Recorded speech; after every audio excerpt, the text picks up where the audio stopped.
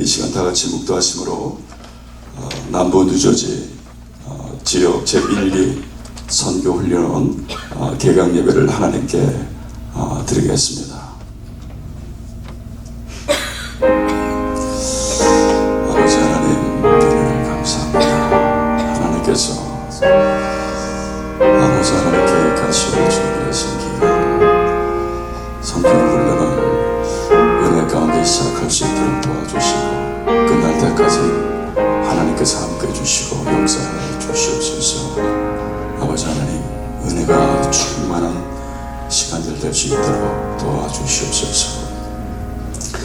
이제 여호와께서 말씀하시나니 그는 태에서부터 나를 그의 종으로 지으신 이시요 야곱을 그에게로 돌아오게 하시는 이시니 이스라엘이 그에게로 모이는도다. 그러므로 내가 여호와 보시기에 영화롭게 되었으며 나의 하나님은 나의 힘이 되셨도다. 아멘. 그가 이르시되 내가 너를 이방의 빛으로 삼아 나의 구원을 베풀어서 땅끝까지 이르게 하리라. 아멘. 살아계신 아버지 하나님, 은혜를 감사합니다. 오늘 저녁 이 시간에 그동안 우리가 기도하고 준비한 남부 뉴저지 지역 제1기 선교 훈련을 시작하게 하심을 감사하면서 개강 예배를 하나님께 드립니다. 아버지 하나님, 오늘 처음 시간입니다. 마치는 시간까지 성령님께서 모든 순서와 강의와 훈련을 주관해 주시고 하나님의 은혜가 넘치는 복된 시간들이 되기를 원하면서 우리 주 예수 그리스도의 이름으로 기도드렸습니다. 아멘. 찬송가 505장, 통일 찬송가 268장 찬송하겠습니다.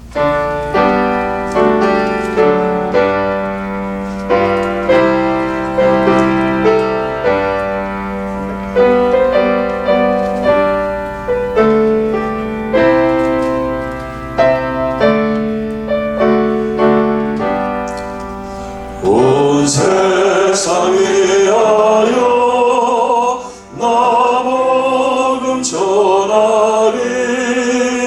만 백성 모두 나와서 주 말씀 들어라.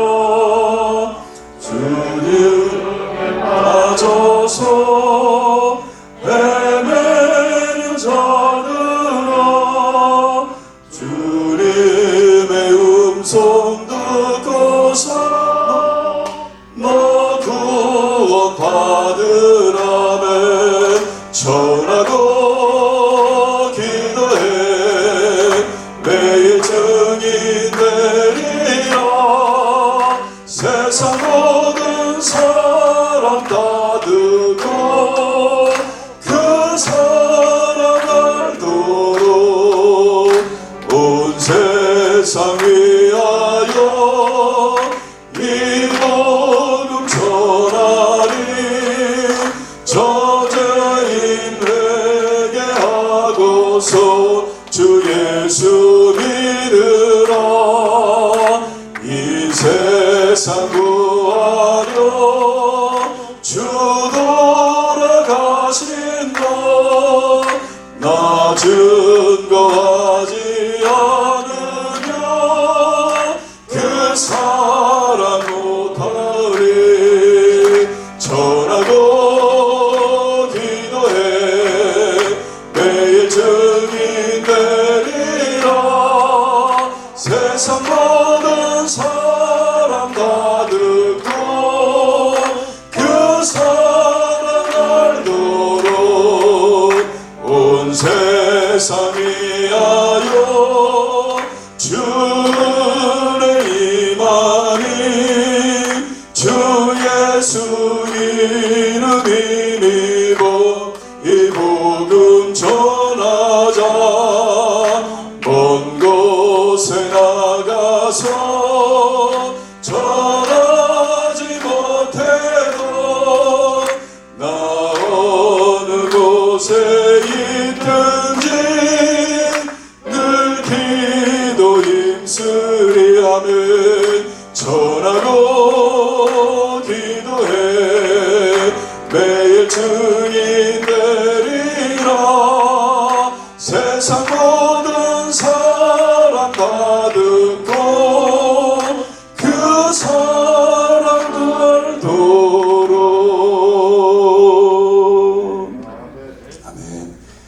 시간 트렌턴 장로교를 담임하고 계시는 우리 최치호 목사님께서 예배를 위해서 기도해 주시겠습니다.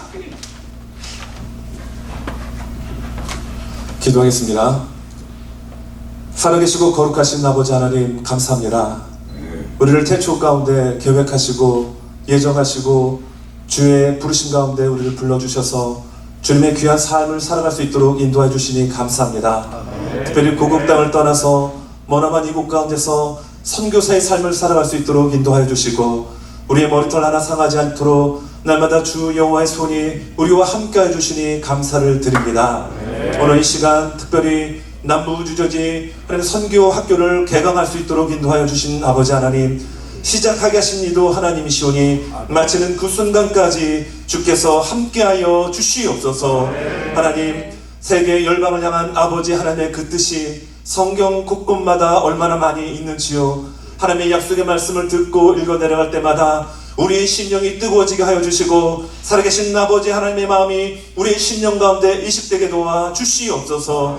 그리하여 우리가 살아가는 삶의 자리가 바로 선교지임을 깨닫고 하나님이 부르신 그 선교사의 삶을 온전히 살아갈 수 있도록 우리를 하여금 깨닫게 하시고 하나님 인도하여 주시옵소서. 12주구 동안 진행되는 하나님이 선교 학교를 통하여 먼저 우리 심령 가운데 죽어가는 영혼을 향한 애틋한 심령이 우리의 마음에 불을 뜨게 일어나게 도와 주시옵고 하나님 매 순간 강의를 통하여 선교가 무엇인지를 먼저 깨닫게 하여 주시고 그리고 하나님 지식적으로 알기에 앞서서 하나님의 심령을 우리의 마음 가운데 온전히 받아들이고 하나님 우리가 온전히 주님의 말씀 가운데 주의 사랑을 전달하는 진정한 사랑의 메신저로 거듭나도록 이끌어 주시옵소서. 하나님 이 일을 위하여 기도하고 수고하는 모든 하나님 심령들이 있습니다. 하나님 주께서 저들에게 크나큰 은혜를 더하여 주시고 또한 하나님 선교학교에 등록하여서 12주 동안 하나님 선교의 그 훈련 가운데 매진할 때마다 하나님 모든 한 영혼은 낙오되지 않게 도와주시고 정말로 온전히 이 시간 가운데 하나님께서 부르신 그 뜻을 깨닫게 하여 주시옵소서. 우리의 육신의 나이는 시간이 흐를수록 노쇠해질 수 있지만 주님 사랑하는 마음 더욱 뜨거워지게 하여 주시고 우리 주변에 잃어버린 영혼들을 위하여 하나님 민족과 열방을 향하신 하나님의 마음을 품고 하나님 그 사명 잘 감당할 수 있는 은혜의 시간으로 도전받는 시간으로 하나님 함께하여 주시옵소서.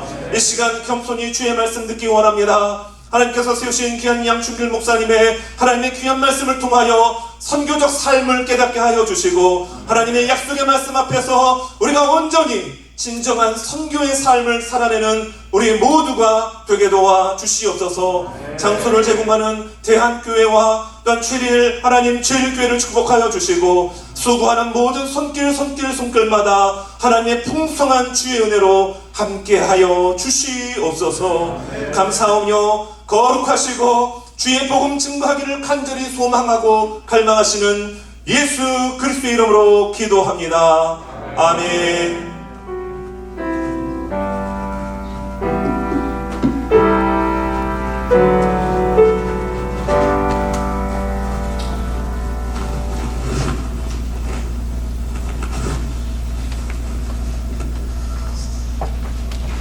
오늘 하나님께서 우리에게 주신 말씀 마태복음 28장 16절에서 20절까지 말씀 제가 봉독해 드리겠습니다. 마태복음 28장 16절부터 20절까지 말씀.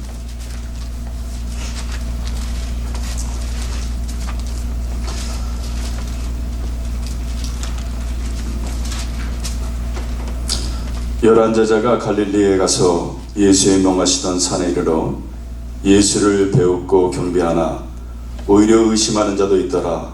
예수께서 나와 일러 가라사대 하늘과 땅의 모든 권세를 내게 주셨으니 그러므로 너희는 가서 모든 족속으로 제자를 삼아 아버지와 아들과 성령의 이름으로 세례를 주고 내가 너희에게 분부한 모든 것을 가르쳐 지키게 하라. 볼지어다 내가 세상 끝날까지 너희와 항상 함께 있으리라 하시니라. 아멘. 이 시간에는 선교적 삶이라는 제목을 가지고 하나님의 말씀을 전하실 목사님께서는 우리 필그림 선교회를 담임하고 계시고 또 뉴저지 실버 선교 대표로 섬기시는 양춘길 목사님께서 나오셔서 하나님 말씀 대언하시겠습니다.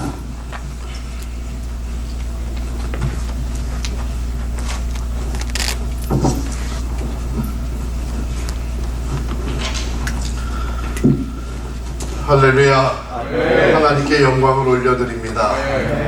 우리 남부 지역에 뉴저지 남부 지역에 있는 교회들이 이렇게 서로 연합해서 선교 학교를 시작하게 된 것, 참 이것은 하나님이 우리에게 베풀어 주신 특별한 은혜이고 특권인 줄 믿습니다.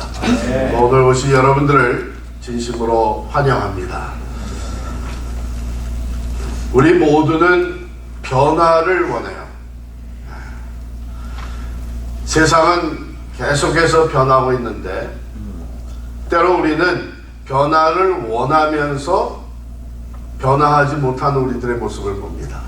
아마 하나님도 그런 모습을 보고 계실 거예요. 이게 이제 변화가 돼야 되는데 변화해야 되는 줄 알면서 왜 변하지 않고 저렇게 있나, 이런 안타까운 마음이 때로 하나님께 있으리라 생각을 합니다.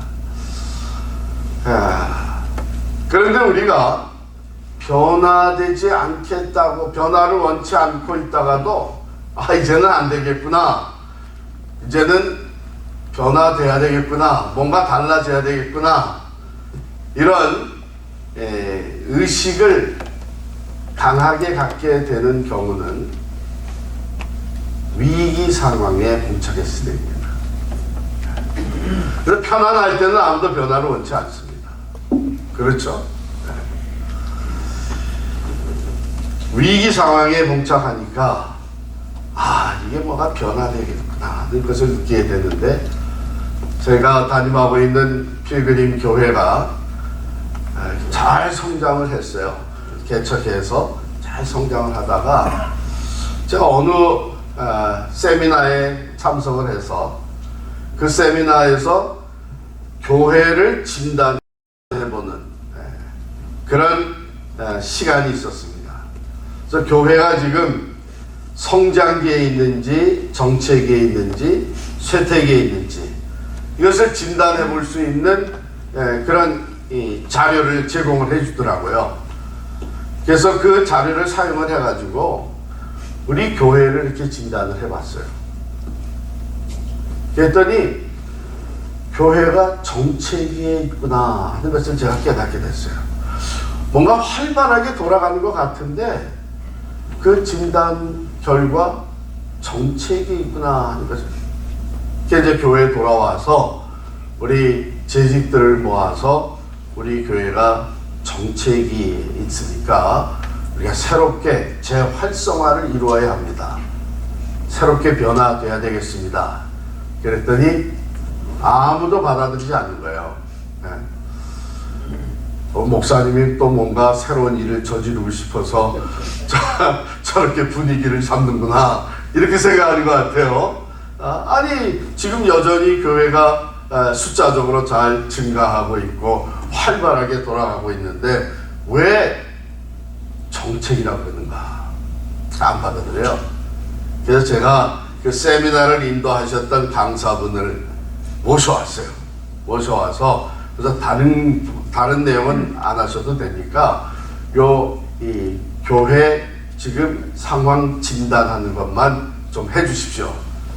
그래서 이제 강사님이 제3자가 오셔서 그 똑같은 자료를 다 사용을 하게 해서 그룹별로 나눠서 재직들이 그룹으로 나눠 앉아가지고 진단을 하게 했어요. 그러고서 나와서 발표하게 했어요. 근데 발표를 하는데 어떤 그룹에서 나와서 우리 교회가 이제 성장기에서 정체기로 진입하고 있습니다, 이런 평가를 가지고 나와서 발표를 했고, 어떤 그룹은 이미 정체기에 들어가 있습니다. 그런데 어떤 그룹에서는 나와가지고 하는 얘기가 우리 교회가 지금 정체기에서 쇠퇴기로 넘어가는 것 같습니다. 그런 평가까지 나왔어요. 바로 이제 그런 상황을 지나면서 저와 더불어서 우리 교회 재직들이 다 위기의식을 갖게 됐죠. 지금 뭔가 변화되지 않으면, 뭔가 새롭게 활성화를 이루지 않으면, 이대로 가면 그 다음에는 정체기에서 쇠퇴기로 넘어가겠구나. 그런 위기의식을 갖게 되면서 저희 교회가 그때부터 선교적 교회, 선교적 삶, 여기에 관심을 가지고 새로운 변화를 시도하게 됐습니다. 여러분이 오늘 들어오시면서 제가 오늘 나누는 말씀에 그 교환을 받으셨을 텐데요.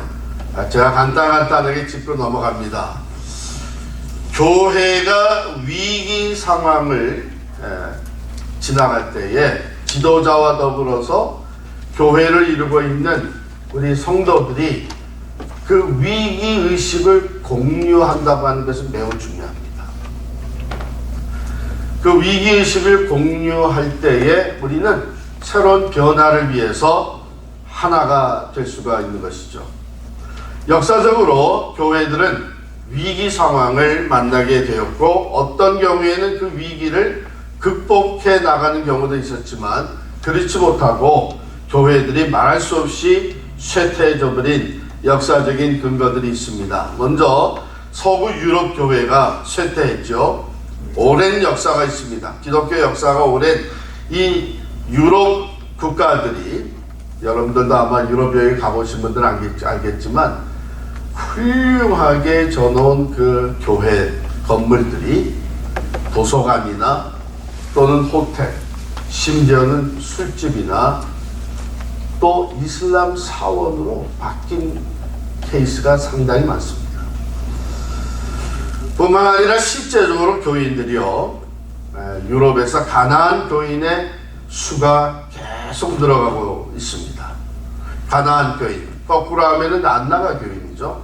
크리스찬이라고 얘기는 하는데 교회에 나가지는 않는 거예요. 그 비율이 영국의 경우 교회 출석을 하지 않는 기독교인 비율이 55%, 출석하는 비율이 18%.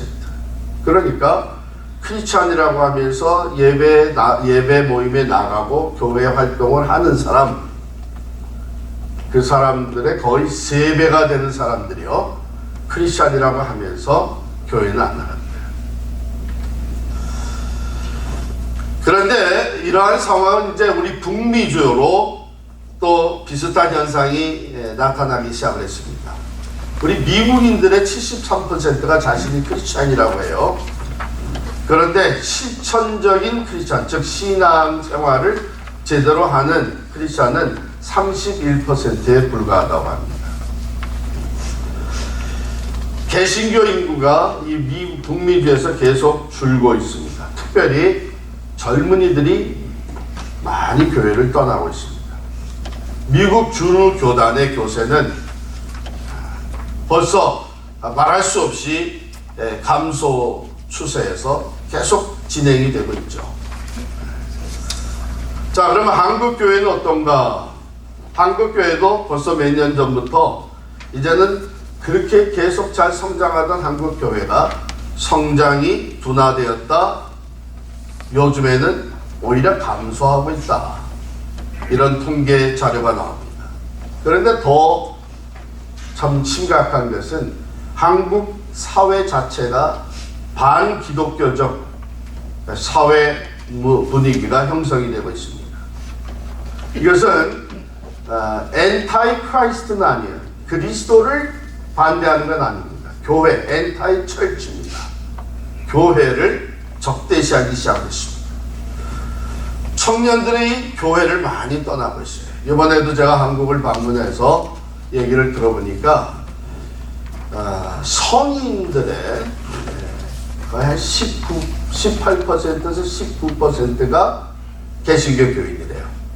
그런데 청년들로 가게 되면 3%밖에 안 됩니다. 그리고 어린이까지 내려가게 되면 주일학교가 없는 교회가 이미 50%를 넘어섰습니다. 절반 이상의 교회에 주일학교가 없습니다. 여러분 이거 한번 상상해 보세요. 이 상태로 한 제너레이션, 한 30년이 지나게 되면 지금 우리가 북미주에서 보고 있는 이 현상들, 즉 훌륭한 교회 건물은 저 놨는데 이제 그 교회가 비기 시작한 겁니다. 남아있는 사람들은 연세 많이 드시고, 즉 교회가 고령화되고 비기 시작한 것이죠. 그래서 이번에도 한국에서 가서 이제 교회 지도자들 좀 만나서 대화를 하는데 이 심각한 위기 상태에 봉착해 있다, 이런 얘기를 합니다. 뭔가 지금 새롭게 변화되지 않으면 안 된다는 이런 의식들이 점점 팽배해지기 시작했습니다. 자, 그러면 우리 미주 한인교회는 어떤가? 한인교회 숫자가 쭉 이제 이민의 물결이 들어오면서 60년대 후반, 70년대 초반에서 이민이 막 오기 시작을 해서 계속 교회 숫자가 늘었습니다. 4,000교회가 넘었어요. 미주 전체에 4,000개가 넘는 한인교회가 있습니다. 한 4,200 이렇게 쭉 올라가다가 몇 년 전부터는 이제 정체하기 시작을 하고 이제는 감소하기 시작을 합니다. 더 이상 이민이 안 와요. 그렇죠? 그리고 우리 2세들은 영어권으로, 근데 영어권으로 가서 신앙생활을 계속 하면 모르는데 오히려 많이 교회를 떠나고 있습니다.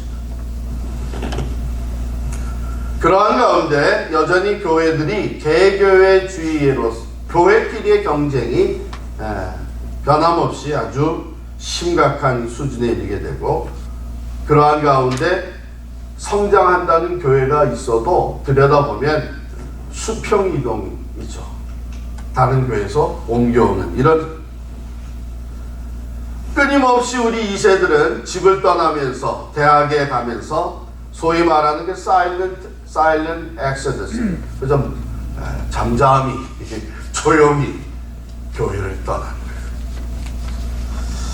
그러한 가운데 이민교회도 미국의 이제 그 메인라인 교단들과 마찬가지로 제도화와 또 세속화의 문제가 되고 있습니다.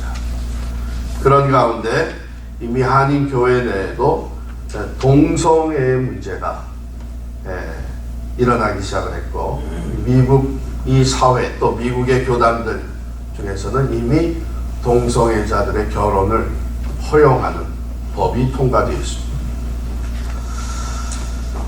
자, 이런 심각한 위기 상황 속에서 우리가 교회를 유지하고 있고 또 목회를 하고 있습니다. 이런 얘기만 계속 하다 보면요, 내일이 안 보여요. 또 이제 지금 목회를 하겠다고 시작하는 사람들 보면 참 친근해 보여요. 그러나 우리 기독교 역사를 쭉 보게 되면 위기는 또한 새로운 기회를 제공을 해주곤 했습니다. 아까 제가 말씀드린 대로 변화되어야만 하겠다고 하는 이 위기 의식 속에 하나님이 원하시는 재활성화 또는 대각성의 운동들이 일어나곤 했습니다. 여기서 우리가 분명히 기억해야 될 것은요, 요한계시록에 있듯이 보좌에 앉으신 이가 가라사대 보라 내가 만물을 새롭게 하노라 말씀하셨어요. 하나님이 말씀하신 그대로 하나님은 오늘도 살아계셔서 만물을 새롭게 하는 역사를 진행시키고 있습니다. 그러므로 우리는 그 하나님께 초점을 맞추면서 우리가 지금 심각한 상황에, 위기 상황에 놓여 있다고 할지라도 하나님은 살아계셔서 우리를 새롭게 이 위기를 통해서 우리를 재활성화시키고 하나님 나라의 역사를 계속해서 감당할 수 있도록 하나님은 우리와 함께 하시는 줄을 믿습니다. 여기서 우리는 위기 상황을 진솔하게 받아들일 수 있어야 됩니다. 그럴 때 우리는 하나님이 원하시는 것을 깨달아 알아가기 시작을 하고 재활성화를 이룰 수가 있는데, 이 위기 상황을 우리가 그대로 그렇다, 교회가 더 이상 이래서는 안 되겠다, 교회를 이루고 있는 우리들의 삶이 더 이상 이래서는 안 되겠다는 이 위기의식을 공유하면서 우리가 첫 번째 생각하게 되는 것은 우리가 영적으로 각성을 해야 되겠다는 것이죠. 교회가 개척이 되고 성장기를 지나올 때는 믿음으로 섬깁니다. 하나님 주신 비전을 향해서 나아갑니다. 우리가 가진 것이 부족해도 하나님이 기뻐하시는 일이라면 우리가 결단을 하고 우리의 힘을 연합을 해서 교회 성장을 이루어 갑니다. 거기서 우리는 하나님의 역사하심을 경험하게 되고 믿음의 역사를 이루는 귀한 열매들을 보게 됩니다. 그런데 그 과정이 지나면서 정체기에 들어갔다 하는 것은 우리가 더 이상 비전 중심이 아니라 프로그램 중심이 되어버리게 되고 믿음으로 하나님의 일을 감당하는 것이 아니라 우리 인간적인 논리와 계산으로 하나님의 일을 하려고 하는 것이죠. 그런 가운데 하나님은 우리에게 이런 위기 상황을 통해서 영적 대각성의 기회를 우리에게 부여해 줍니다. 이번에 코로나 팬데믹으로 인해서 많은 분들이 좀 어려움을 겪고 또 교회들이 좀 심각한 위기를 다시 한번 경험하게 됐는데요. 자, 이제 코로나 이 상황에 들어가니까 모이지를 못했잖아요. 몇 개월 동안 모여서 예배를 드리지 못하고 답답한 가운데 제가 이제 전화로 이제 신방들 우리 목사님들이 찾아가지는 못하지만 전화로 이렇게 신방들을 하지 않습니까? 어느 장로님 가정에 전화를 드렸더니 이 장로님이 저 어떻게 지내세요 장로님? 이 예배도 같이 모여서 못 드리고 참 빨리 회복이 돼야 될 텐데 이 장로님이 솔직히 얘기하시는 거예요. 아 목사님 이게 맨 처음에 코로나로 인해서 락다운이 돼서 모이지를 못하니까 이거 심각하다. 우리가 모여서 예배드리고 함께 찬양하며 마음껏 기도하고 교제할 수 있었던 것이 얼마나 큰 하나님의 은혜였는지 이것을 깨닫게 되면서 이거 빨리 풀려야지 심각하다.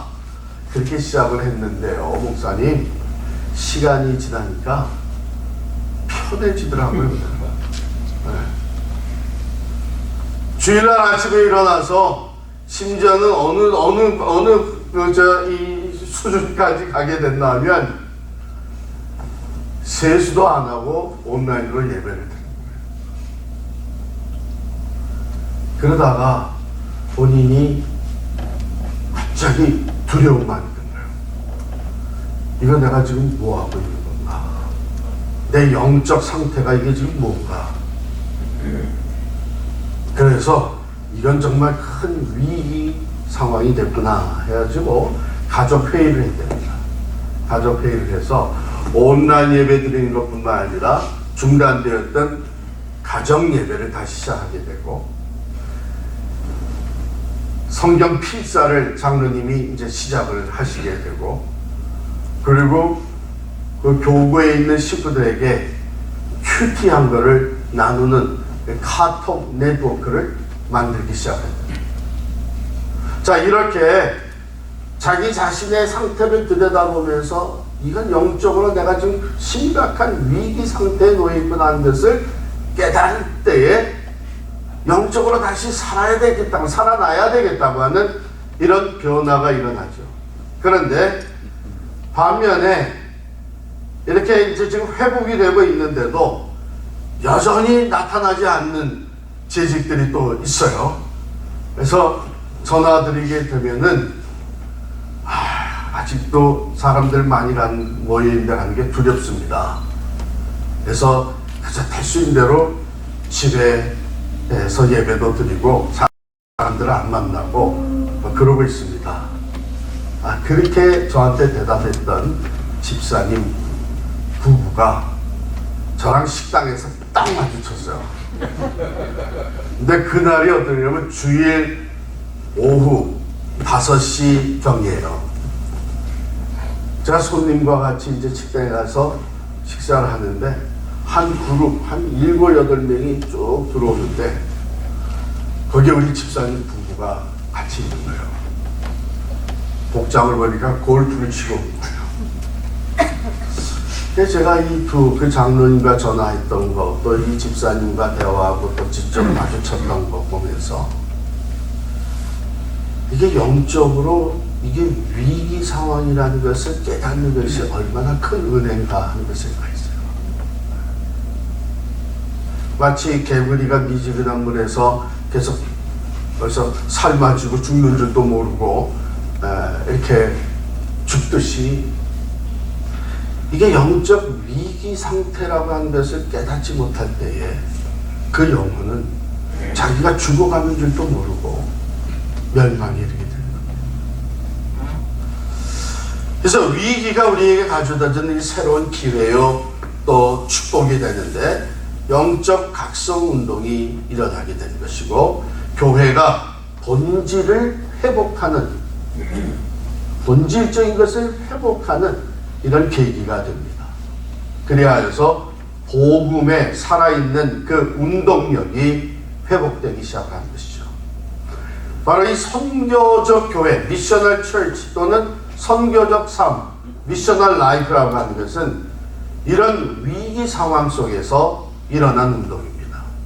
특별히 레슬리 뉴비긴이라고 하는 분이 미셔널 처치라고 하는 선교적 교회라고 하는 말을 먼저 사용하기 시작을 했습니다. 이분은 어떤 분이었나 하면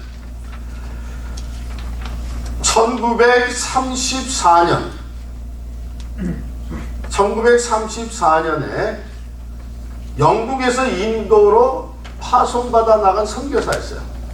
그래서 한 40년 동안 인도 선교를 마치고 1974년에 본국으로 돌아왔어요. 영국으로. 인도에서 선교 사역을 마치고 자기를 파송했던 영국으로 돌아와서 보니까 그 영국이 선교지가 되어버린 거예요. 아까 제가 서론에서 유럽 교회들의 위기에 대해서 말씀을 드린 바로 그런 현상이 거기서 벌써 일어나기 시작하는 거예요.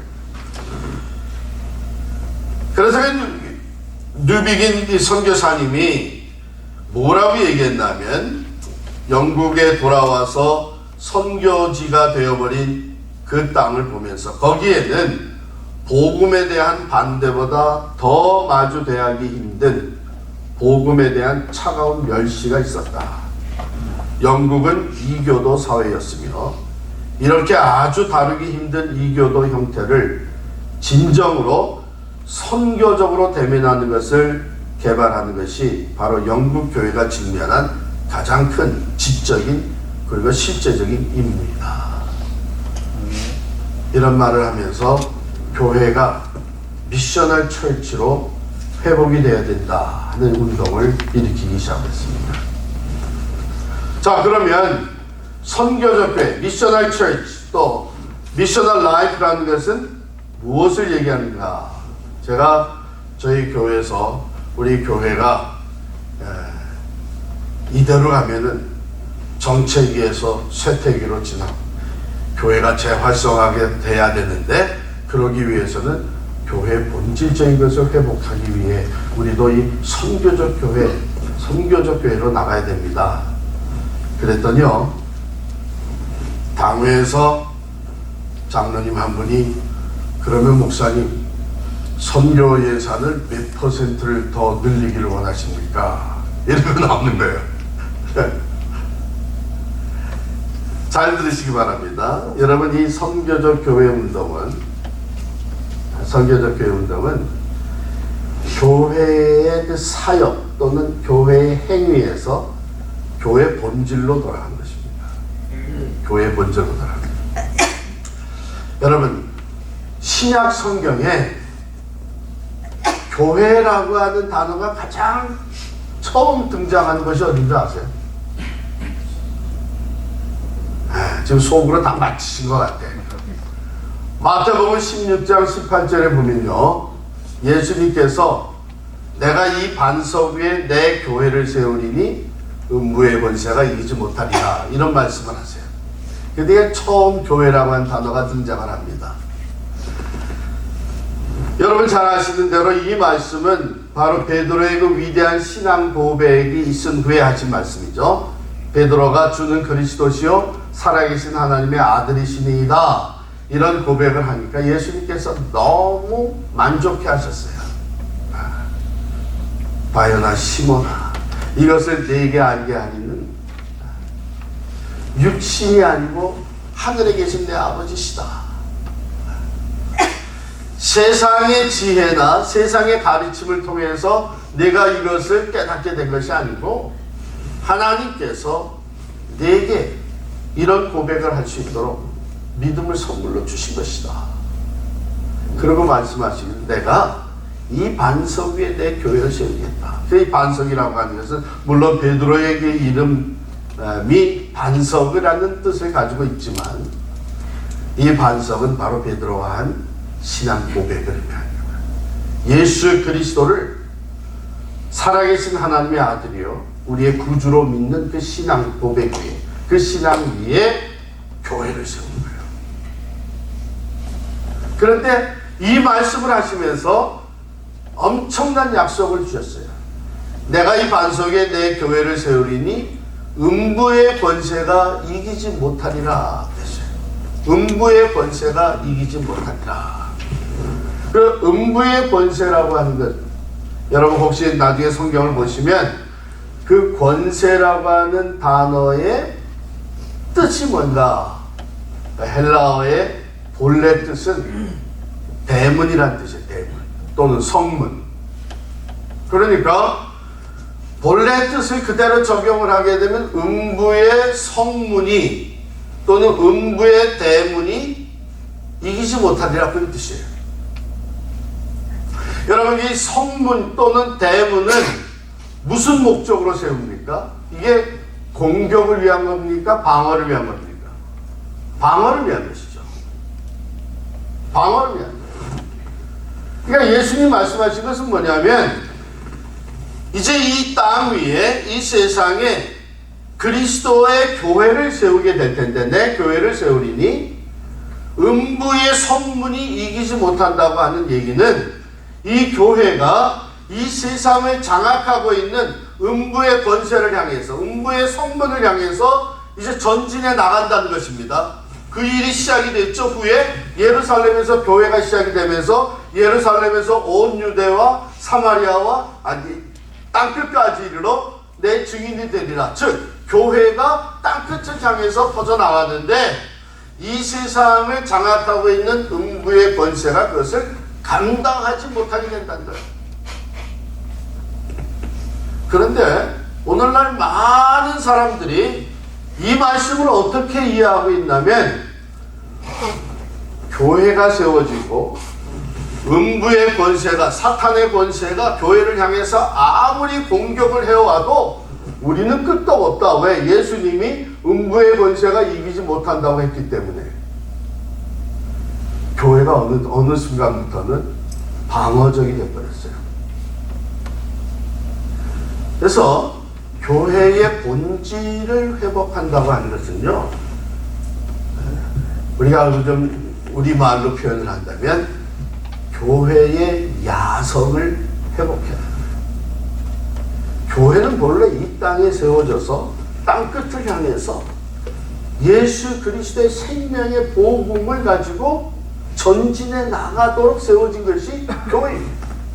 그리고 그 예수의 이름을 앞세우고 교회가 전진해 나아갈 때에 음부의 권세가, 음부가 장악하고 있는 그 어떤 그 마을이, 그 도성이 견디지 못하고 넘어지게 된다, 그런 뜻입니다. 아멘. 교회는 이미 이러한 강력한 영적 파워가 주어져 있습니다. 왜? 예수 그리스도의 교회이기 때문에. 사망 권세도 이기시고 부활하신 예수 그리스도의 교회이기 때문에 예수의 이름 앞에 사탄의 권세, 어둠의 권세는 넘어지게 되는 거예요. 무너지게 되는 거예요. 근데 이것을 우리가 잃어버렸죠. 매우 방어적이 되어버렸어요. 우리가 여러분 잘 아는 대로 우리 운동에 있어서도 최고의 수비는 뭐예요? 공격입니다. 기독교 역사는 바로 앞을 향해서 전진해 나아가는 복음의 능력을 체험하고 그 복음의 능력으로 세상을 변화시키는 역사입니다. 그래서 선교적 교회로 나간다고 하는 것은 바로 예수 그리스도께서 우리에게 약속하신 대로 즉 그리스도의 교회가 음부의 권세를 이긴다고 하는 것을 확신하면서 교회의 본질 즉 예수 그리스도께서 이 땅에 오셔서 시작하신 하나님의 나라를 세워가는 이 운동을 회복하는 것입니다. 자, 이 운동을 회복하는 것이 바로 선교적 삶으로 변화되는 거예요. 지금까지 선교 프로그램 위주의 선교를 했다면 이제는 우리 성도들이 교회를 이루고 있는 우리 자신들이 선교적 삶을 살아가는 것이죠. 또 세 번째는 해외 선교치 중에서 here and now 지금 여기서부터 선교적인 삶을 사는 것입니다. 개교의 성장을 추구하던 우리들이 이제는 연합해서 하나님의 나라를 확장시켜 나가는 것입니다. 이 일을 위해서는 교회를 이루고 있는 우리 한 사람 한 사람이 보내는 선교사에서 나는 이미 보냄받은 선교사라고 하는 정체성을 가질 수 있어야 됩니다. 우리는 오랫동안 두 부류의 선교사가 있다 이렇게 생각을 했잖아요. 가는 선교사 그리고 보내는 선교사. 가는 선교사는 몇 안 돼요. 남아있는 우리 모두는 다 보내는 선교사예요. 그래서 선교사를 파송하고 기도를 보내고 지원을 보내고 때로 단기 선교를 보내고 그런데요 성경적으로 보게 되면 우리가 다른 사람들을 선교사로 보내기 전에 하나님이 이미 우리가 살고 있는 삶의 영역에 선교사로 보내신 거예요. 오늘 본문에 보면 그러므로 너희는 가서 모든 족속으로 제자를 삼으라고 하신 이 말씀 가라고 하는 것은요 꼭 해외 선교를 얘기하는 거 아닙니다. 우리가 이 말씀을 선교사 파송할 때 많이 사용을 하는데 또 단기 선교를 해외로 보낼 때에 이 말씀을 사용하는데 이 말씀과 아울러서 사도행전 1장 8절의 말씀을 보게 되면 오직 성령이 너희에게 임하시면 너희가 권능을 받고 예루살렘과 온 유대와 사마리아와 땅끝까지로 내 증인이 되리라 하십니다. 바로 예루살렘에서부터 시작해서 here and now 우리가 살아가고 있는 삶의 영역 우리들의 일터 우리들의 이웃 이곳 남부 뉴저지 체리힐 여기가 바로 하나님이 우리를 선교사로 보내신 선교지라는 거예요. 여기서부터 우리가 선교적 삶을 살아내는 것이 바로 선교적 교회를 세워가는 것입니다. 그래서 보내는 선교사에서 이제는 우리 스스로가 이미 보냄받은 선교사라고 하는 정체성을 가지고 내 삶의 영역에서 선교사적인 삶을 살아가는 것. 이것이 선교적 삶이고 선교적 교회의 모습입니다. 그런 사람들이 모이는 것이 선교적 교회예요. 자, 그러기 위해서 우리가 어떤 많은 분들은 이제 이런 생각을 해요. 그러면 나는 여기서 어떤 선교 사역을 할까? 이 생각을 먼저 합니다. 저희 교회에서도요. 이런 이제 우리 선교적 삶을 살아가야 합니다. 미셔널 라이프를 우리 한 각자가 왜? 내가 선교사이기 때문에. 그러면은 선교 사역 어떤 일을 해야 되나 이 생각부터 하는 사람들이 대부분이에요. 근데 그게 아닙니다. 여러분 선교사가 파송받아서 선교지에 가게 되면 가서 사역부터 하는 거 아니에요. 뭐부터 하죠? 안 가봐서 잘 모르시지.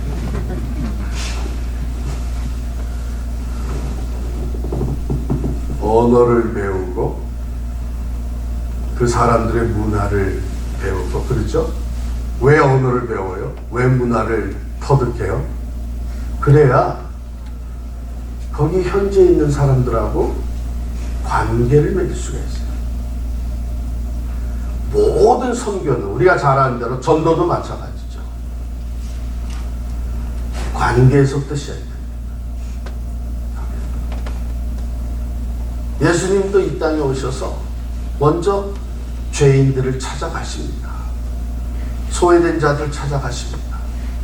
그리고 대화를 하십니다. 관계를 맺어요. 그렇기 때문에 우리가 선교적 삶을 살아가는 그 첫걸음은요, 우리의 일상이 선교적이 되게 하는 것입니다. 우리의 일상, 우리가 운동을 하잖아요. 건강을 챙기기 위해서 운동을 합니다. 그런데 집안에다가 트레드밀 갖다 놓고 또 집안에 운동기구 갖다 놓고 거기서 운동하고 또 그 피트니스 센터 가가지고 할 수 있지만, 선교적 삶을 사는 사람들은요, 내가 살고 있는 마을 주위를 걷습니다. 왜요? 그래야 이웃을 만나요. 또 불신자와 함께 식사를 합니다. 직장에서 아무래도 우리 같이 믿는 사람들끼리 같이 앉아 밥을 먹으면 훨씬 더 편하죠. 대화거리도 더 많고 뭔가 통하고. 그러나 선교적 삶을 사는 사람들은 일주일에 적어도 2번, 3번 내 직장에서 일터에서 믿지 않는 사람들과 마주 앉아 식사. 왜? 그래야 사귐이 시작이 됩니다. 관계가 형성이 됩니다. 취미 생활을 통해서 또 불신자들과 교류하는 것이죠. 우리 교회에 또 골프 치시는 분들이 참 많이 들었어요. 그래서 매년 뭐 골프 대회도 하고 또 정기적으로 골프 치러들 이렇게 썸을 만들어서 나가더라고요. 제가 보니까 화요 그룹이 있고 또 수요 그룹이 있고 목요 그룹이 있고 그렇더라고요. 그래서 제가 교회에서 그랬어요. 앞으로 이 선교적 삶을 사는 사람들은 골프를 칠 때 썸을 만들 때 4사람이 한 그룹이 되는데 거기에 반드시 한 사람은 불신자를 끼워넣어라. 그래서 그 교회 안 나가는 사람, 교회 다니는 사람들하고 같이 골프를 치면서 교회 다니는 사람들은 이렇게 골프를 치는구나, 이렇게 서로 사귀는구나, 이런 대화를 하는구나, 그 영향을 끼칠 수 있어야죠. 또 우리의 일상이 선교적이 되게 하는 것은 우리 가게의 단골이 된 거예요. 단골이 된 거예요. 우리가 우리 소비자 의식이 너무 강해져 가지고요, 소비자들이 뭐예요? 조금 더 싸고 조금 더 편리하고 조금 더 서비스 좋은 데를 계속 찾아다녀요. 그렇죠? 그래서 여기가 좀 더 싸네. 그러면 지금까지 다니던 가게 더 이상 안 가고 조금 더 싼 데로 가요. 여기가 더 편리하네. 여기가 서비스가 더 좋네. 그러면 그걸 찾아서 계속 옮겨 다니는데, 이 소비자, 그 컨슈머리즘이 우리에게 얼마나 깊이 들어왔나 하면요, 이젠 교회도 더 좋은 것을 찾아다녀요. 그래서 철치 쇼핑을 해요. 이런 세대. 그러다 보니 그게 무슨 얘기냐면요, 교회를 다니고 있는 우리들이 교회는 왜 와요? 그러면 은혜 받으러 온다 그래요. 거기서부터 잘못된 거예요. 교회는 하나님을 영화롭게 해드리는 예배를 위해서 오는 것이고, 하나님을 바로 섬기기 위해서, 하나님 기뻐하시는 일에 참여하기 위해서 오는 거예요. 물론 그런 목적으로 예배가 드려지고 하나님의 일에 참여할 때 하나님 우리에게 은혜를 베풀어 주시죠. 그런데 하나님이 우선순위가 되지 아니하고 내가 우선순위가 됐어요. 예배 우선순위는 하나님을 영화롭게 해드리는 것인데, 내가 은혜를 받았느냐 못 받았느냐가 중요해요.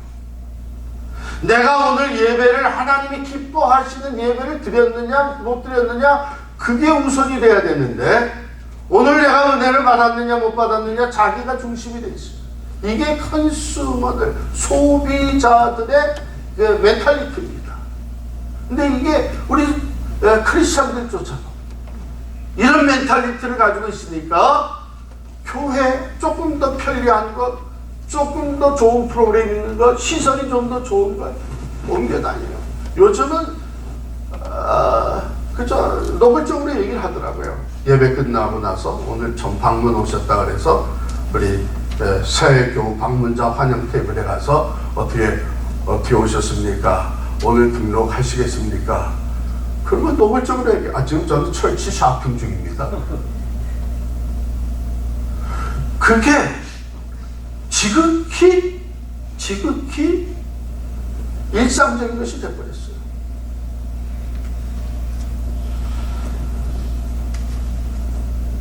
그런데 우리가 선교적 삶을 살아가게 되면 내가 조금 몇 센트를 더 지불하더라도 좀 불편하더라도 한 가게를 정하고 단골이 되는 거예요. 그 단골이 되면 그 가게 주인과 그 가게 종업원들과 또 그 가게를 정기적으로 찾아오는 사람들과 만날 수 있는 기회가 생기고 관계가 형성돼요. 그래서 선교적 삶의 시작은요, 우리의 일상이 선교적이 되게 하는 것입니다. 제가 요 부분을 교회에서 설교하면서 사실은 굉장히 찔리는 게 있었어요. 그래서 작년이죠. 제 아내하고 내가 여보 우리가 설교를 이렇게 했는데 내가 오늘 설교할 때 굉장히 찔렸다. 그래서 고백을 했어요. 그 뭐냐면 제가 지금 살고 있는 집이 저희가 11년째 살고 있어요. 11년째 살고 있는데 작년 초까지만 해도 이웃하고 만난 적이 없어요. 그 동네에 사는 사람들 제대로 이름도 모르고 지내고 있었어요. 그러니까 목회한답시고 아침에 일찍 새벽같이 나와가지고 교회에서 또 교인들하고 또 목회 사역 신방들 이거 하면서 저녁 늦게 들어가요. 11년을 살았는데 이웃을 뵙고.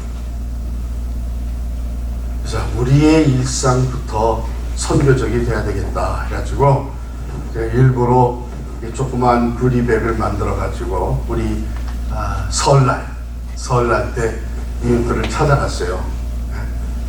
앞에 있는 집, 그 옆에 있는 집, 그리고 우리 바로 옆에 있는 저희는 이제 그 타운하우스 컴플렉스에서 사는데 찾아가서 우리는 한국 코리안 아메리칸이고 우리도 이 설을 지킨다, 차이니스 뉴 이어를 우리도 지킨다. 그러면서 이제 소개를 하고 그래서 이제 이름 알게 되고 관계가 시작이 되고 그랬더니 한 가족은 이거는 한국 스낵이냐고 우리가 설 때 먹는 과자나 이런 과일들을 가져다 줬더니 너무 좋아하면서 다음번에는 한번 만나서 당신은 지금 노스 코리아에 대해서 어떻게 생각하는지 좀 나에게 얘기를 해달라. 뭐 이런 제안까지 하는 거예요. 이게 한 번 만나서 대화를 시작했는데 이렇게 연결이 되고 대화가 이어지고 관계가 형성이 되는구나. 그 사람들은 제가 목사인지 다 알죠. 말 안 해도 다 아는데 그 목사가 여기 살긴 사는데 서로 인사도 안 하고 살았던 게 얼마나 제가 부끄러웠는지. 자, 선교적 삶은 지금 내가 살고 있는 지역, 그 삶의 영역, 거기가 내 제1 선교지. 그리고 거기서 우리가 선교자적 사적인 삶을 살아내는 거예요. 이게 시작이 되고 그 다음에 그 관계를 통해서 복음을 전파하게 되고, 복음을 전파하다 보면은 이런저런 방법들, 수단들이 이렇게 모아져서 사역이 형성이 됩니다. 이게 선교지에서 일어나는 거죠. 선교사님들이 가서 언어를 배우고 문화를 익히고 현지인들과 사귀고, 그 사귐을 통해서 복음을 전할 수 있는 기회가 생기고, 그래서 복음을 전하면서 또 구제도 하고, 또 뭐 영어도 가르치고, 의료 사역도 하고, 이러면서 교회가 세워지다. 거기 하나님의 나라가 세워지게 되는 거예요. 특별히 우리가 뉴저지에서 20년 전에 실버 선교회를 시작을 했어요. 그때 많은 분들이 어떤 의식을 가지고 왔냐면, 내가 더 이상 이런 식으로 남은 삶을 살아서는 안 되겠다, 이런 의식을 가지고 온 거예요. 거기에 많은 분들은요, 은퇴하시고 나서 몇 년 하고 싶은 일을 마음껏 하던 분들이에요. 왜? 열심히 일하는 때는 여행도 제대로 못 갔고, 뭐 골프도 제대로 못 치고, 그래서 은퇴하자마자 여행들 다니시고 골프 치시고 이랬던 분들이, 내가 이렇게 살다가 하나님 앞에 갈 수는 없지 않느냐, 이런 의식이 생기는 거예요. 또 저는 우리 선교 훈련을 시작할 때마다 그런 얘기를 또 반드시 하거든요. 제가 분명히 믿기는, 우리가 은퇴하고 나서 선교하다가 온 사람하고 골프 치다 온 사람하고 하나님께서 달리 취급하실 것이다. 여러분, 우리의 인생은요, 어디서 결판이 나느냐 하면 어떻게 피니시 했느냐 하는 것이 중요합니다. 저도 어쩌다 보니까 이제 은퇴를 앞둔 나이가 됐어요. 몇 년 안에 은퇴를 해야 되겠죠. 그러니까 목회자로서 내가 어떻게 이 목회를 잘 피니시 할까, 그 마무리가 중요하잖아요. 인생은 그렇습니다. 그래서 이 선교적 삶을 살아가는 우리들은 놀라운 축복을 하나 더 받게 되는데, 바로 세 번째 태어난 겁니다. 사람이 먼저는 어머니 뱃속에서 태어나요. 육신으로 태어납니다. 그리고 살다가 예수 그리스도를 영접함으로써 born again, 중생합니다. 다시 영적으로 태어납니다. 그래서 우리가 그리스도인으로서 살아가요. 그런데 똑같이 교회에 몸을 담고 살아가지만 한 번 더 태어나는 사람들이 있는데, 어떤 사람들이냐 하면 사명으로 태어나는 사람들. 예수를 믿고 이 땅에 살아가는 나에게 하나님이 가지고 계신 목적이 있다. 하나님은 나를 통해서 분명히 하나님의 나라를 세워가는 일을 하시기를 원하신다는 사명을. 그래서 이 사명을 깨달은 사람들이 바로 한 번 더 태어난 것이죠. 이어서 놀라운 은혜와 축복인데, 바로 우리 인생의 이 피니시해야 한 사람들은 바로 이런 사명감을 가지고 있는 사람들. 이런 사람들 어떻게 보면 제3의 인생을 살아가는 사람들이죠.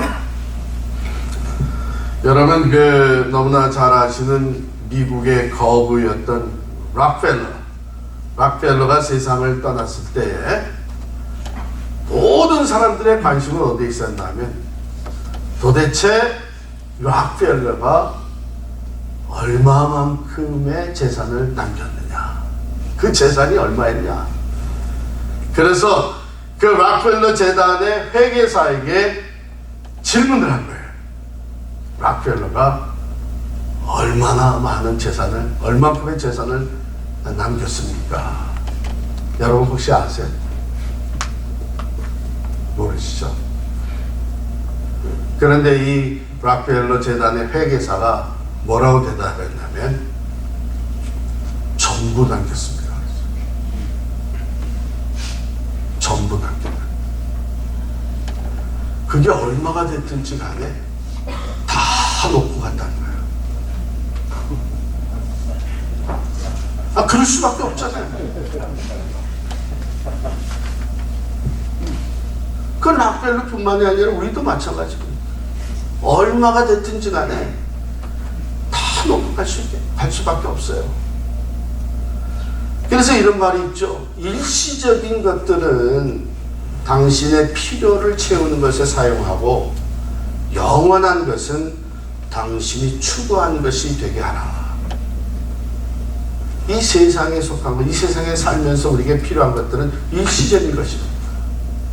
그래서 우리의 필요를 위해서 우리가 소유하고 사용을 합니다. 그걸 추구해서는 안 돼요. 그게 인생의 목적이 돼서는 안 돼요. 왜? 그건 어차피 다 놓고 갈 겁니다. 그러나 하나님의 미션, the mission day, 하나님이 우리를 통해서, 교회를 통해서 하시고자 하시는 그 목적, 즉 땅 끝까지 하나님의 나라가 세워지는 이 목적을 위해서, 이것은 영원한 것입니다. 이 목적을 위해서 우리가 영혼 구원에, 선교에 참여한다고 하는 것은 우리의 삶의 목적이 영원에 있게진 것입니다. 그것이 우리가 추구하는 것이 되었죠. 마지막 이사는 천국으로 갑니다. 지옥으로 가는 사람 한 사람도 없기를 바라고요. 그런데 세상에서 이사 다닐 때는 다 유골을 달고 다니는지 몰라도 마지막 이사 갈 때는 유골 달고 가는 사람 없습니다. 그런데 여러분, 이 재산이나 물질뿐만이 아니에요. 우리에게는 인생의 경험이라는 것이 있고, 지혜가라는 것이 있고, 재능이라는 것이 있습니다. 그 노하우라는 것들이 이렇게 있습니다. 여러분, 이게 얼마나 값진 거예요? 한 전문인은, 또 한 사업하는 사람들은, 또 가정을, 자녀들을 키워본 사람들은 거기에 노하우가 축적이 되어 있고, 자기가 전문성이 있고, 자기가 경험한 것, 산 지혜가 있습니다. 그것이 우리에게 다 주어져 있어요.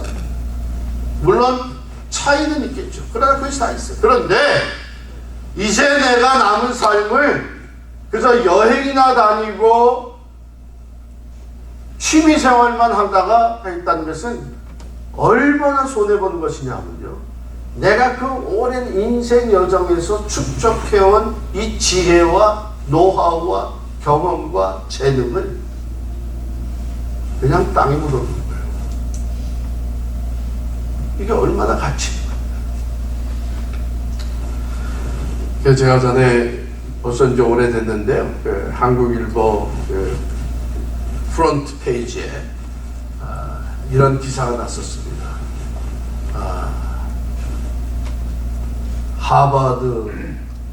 하버드에서 예일로, 하버드에서 예일로. 그래서 야, 이제는 예일이 따라잡은 모양이다 이러면서 읽어봤어요. 그랬더니 그게 아니고, 하버드는 뭐냐면 하는 일 없이 바삐 드나드는 사람이 하버드예요. 한국에 가보니까 그런 사람들 많더라고요. 일찍이 은퇴해가지고. 근데 예일은 뭐냐면 예순이 돼서도 일하는 사람이 예일이에요. 그래서 그 사람은 어떤 사람인가 봤더니 한국에서 사업도 하고 자기가 전문인으로서 프로페셔널로서 살던 사람들이 은퇴하고 나서 한국에서 그 동남아의 제3국으로 나가는 거예요. 거기에 가가지고 언어는 잘 안 통할지 모르지만 자기의 그 경험과 노하우 이걸 가지고 거기에 있는 회사들 또 공장 이런 데 가서 컨트리뷰션을 하는 거예요. 그래서 도움을 줄 뿐만 아니라 일을 하면서 또한 계속 수입도 생기고. 우리에게 재산이라고 하는 것은 물질뿐만이 아닙니다. 어쩌면 더 크고 값진 재산은 바로 우리가 가진 신앙의 경륜이고 우리가 가지고 있는 예수의 복음, 그리고 우리가 삶에서 터득한 산 지혜들, 또 우리에게 주어진 재능들, 이런 것은요 우리가 죽는 날까지 사용해야 돼요. 그렇지 않으면 그 가치를 다 우리는 잃어버리고 포기하는 것이 되고 맙니다. 자, 무엇을 위해서 그걸 사용하시겠어요? 이제는 영원에 잇대어지는 가장 값진 것을 위해서 그것을 사용해요. 그게 뭡니까? 하나님의 선교예요. 영혼을 구원하는 일이에요. 하나님의 나라에 대해 참여하는 것입니다. 이것이야말로 우리의 인생이 영원을 향한 영광스러운 다름질이 되게 하는 것입니다. 아멘.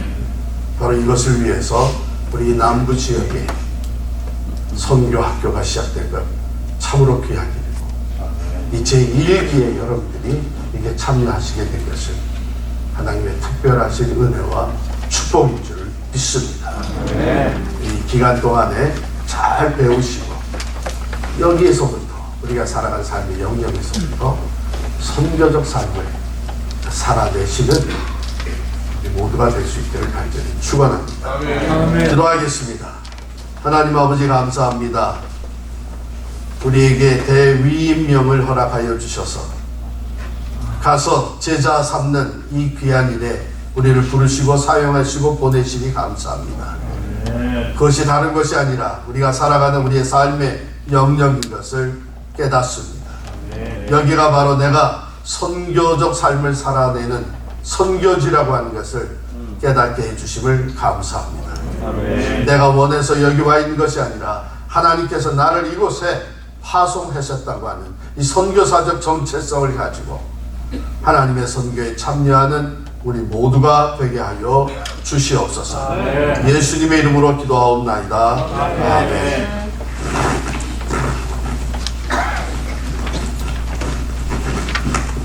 위기 때 정말로 필요한 말씀을 주신 우리 양춘기 목사님께 감사하면서 오늘 또 우리에게 참 귀한 말씀 들려주셨는데, 말씀 생각하면서 찬송가 259장, 새 찬송가 502장 찬송하시고요.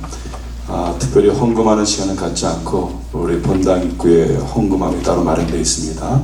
찬송 부르신 후에 우리 제일기를 섬기시는 우리 김일령 목사님 나오셔서 헌금을 위해서 기도해 주시면 감사하겠습니다.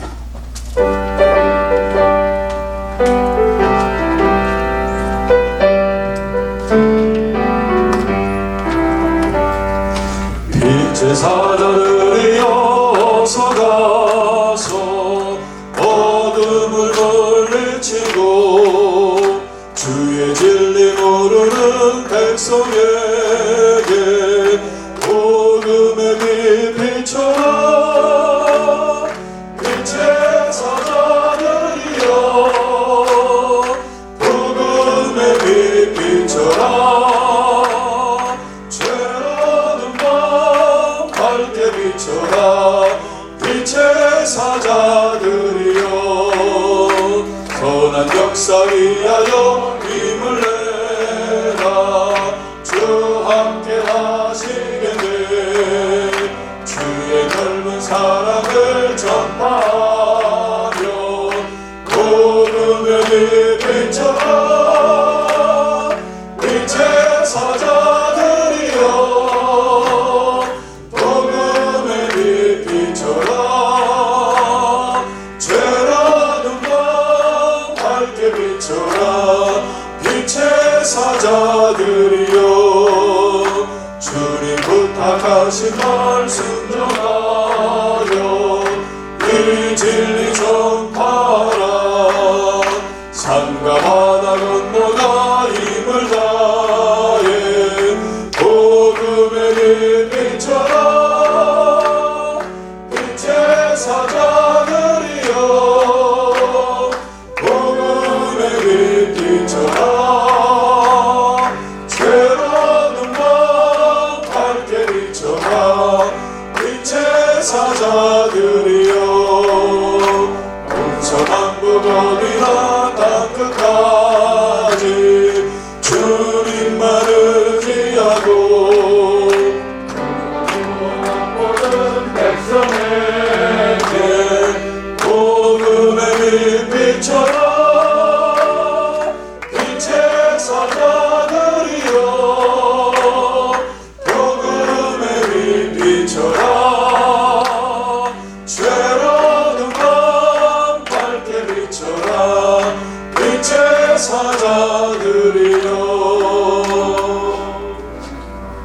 우리 다 같이 고개 숙여서 기도하겠습니다. 하나님 아버지, 특별히 남부 뉴저지 이 지역에 선교 훈련을 시작하게 하시고 제1기 선교 훈련 개강 예배를 드리고 이 첫 시간을 시작하게 하심에 먼저 감사와 찬양을 드립니다.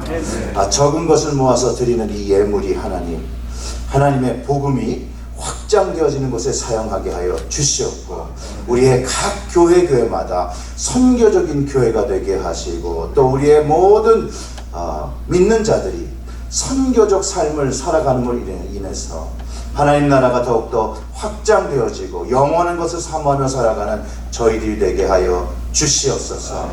우리에게 주신 재능과 그 모든 것이 하나님께 또 물질까지도 하나님께 사용되길 간절히 원하며 우리 구주 예수님의 이름으로 기도드렸습니다. 아멘.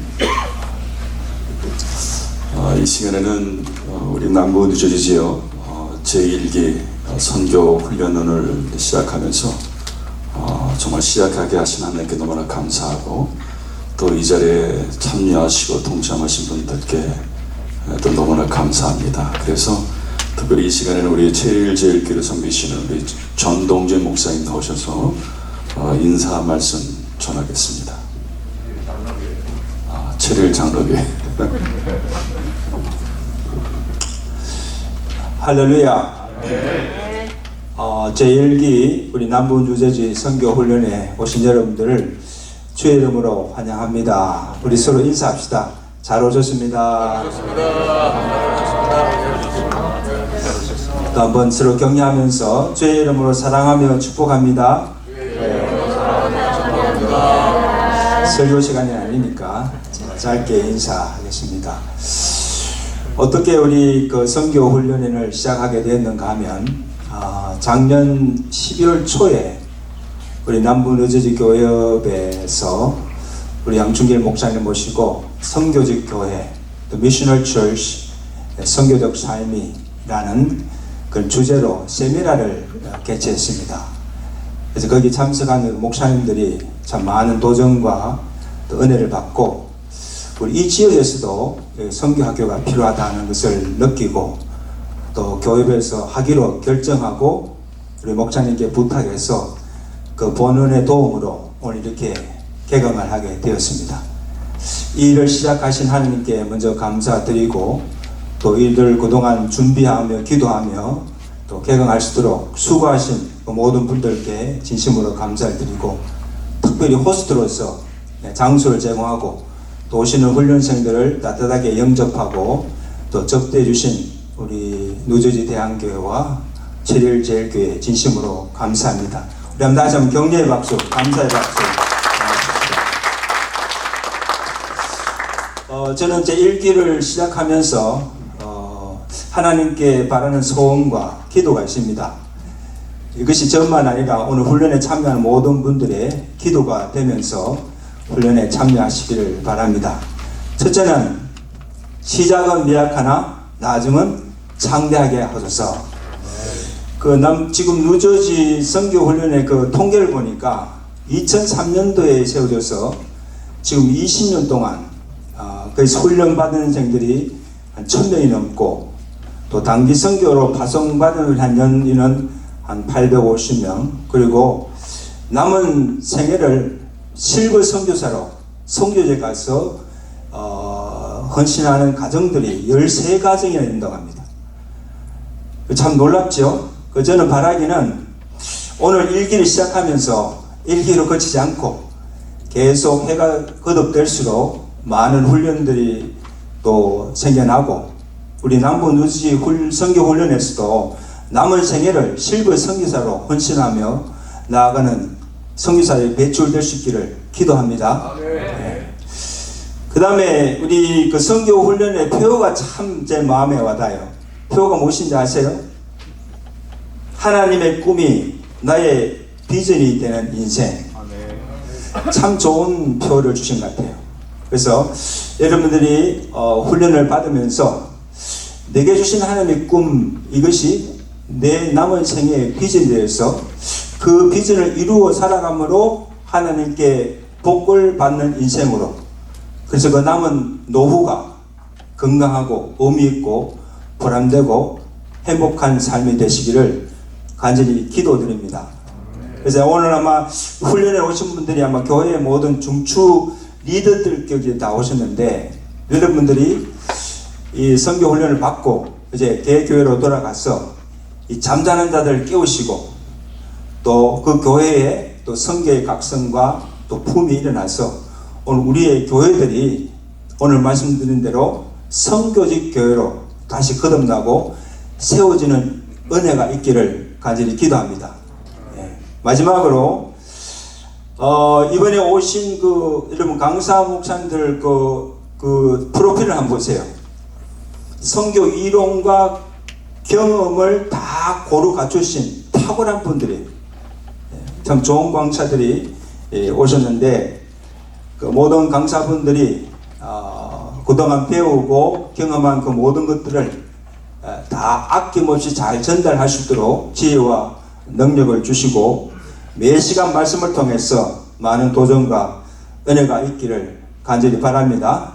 그래서 이제부터 시작부터 마침까지 아무런 오물이 없도록 지켜주시고 모든 일들이 순조롭게 잘 진행이 되고 하나님께는 영광이요 또 참여하는 모든 분들에게 큰 기쁨과 은혜가 넘치는 시간 되시기를 간절히 바랍니다. 그래서 아무쪼록 모든 훈련신들이 이 선교를 통하여서 하나님의 주신 꿈, 온 열방을 구원하여서 이 땅에 하나님 나라가 세워지는 이 하나님의 선교에 남은 생애를 불태우며 살아가시는 복된 삶이 되시기를 주 간절히 축원합니다. 감사합니다.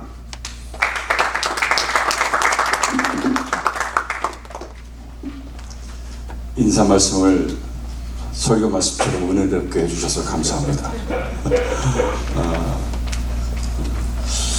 이 시간에는 우리 알리는 소식 강도 말씀 몇 가지 전하겠는데요. 이호영 제가 그냥 할까요? 예.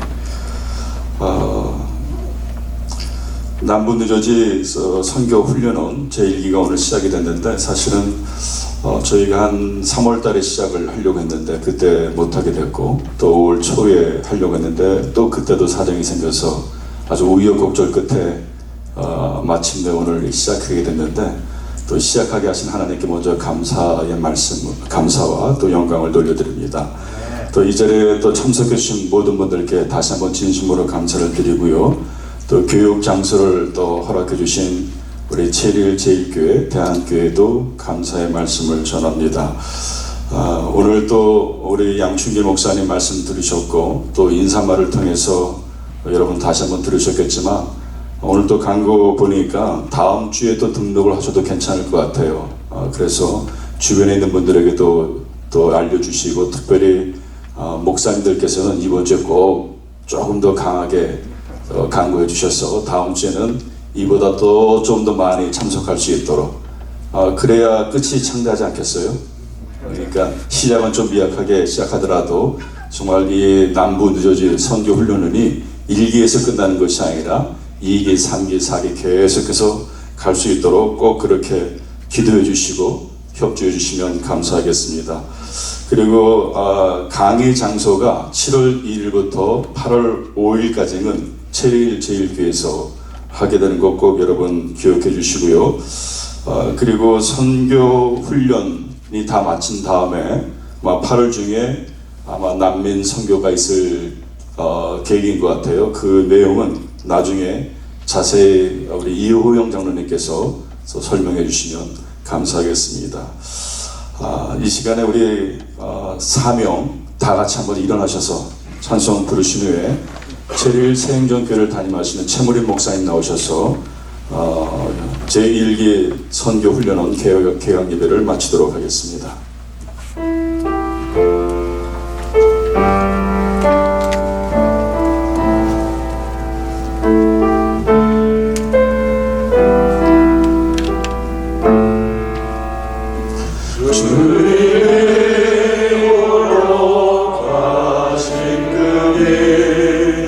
나도 따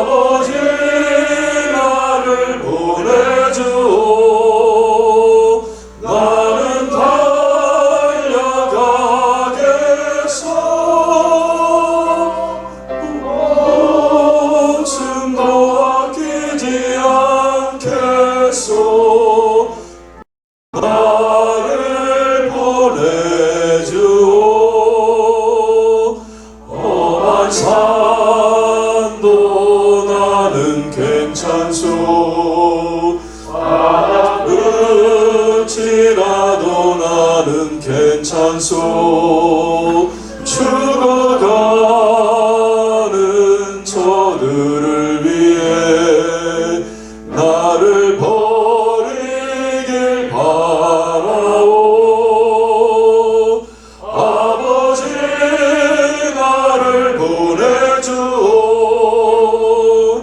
나는 달려가겠소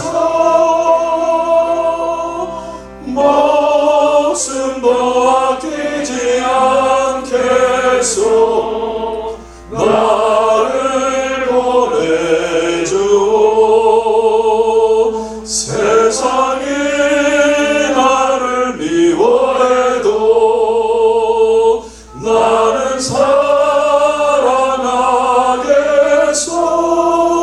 사랑하겠소 세상을 구원할 십자가 나도 따라가오 생명을 버리면서까지 나를 사랑한 당신 이 작은 나를 받아주오 나도 사랑하오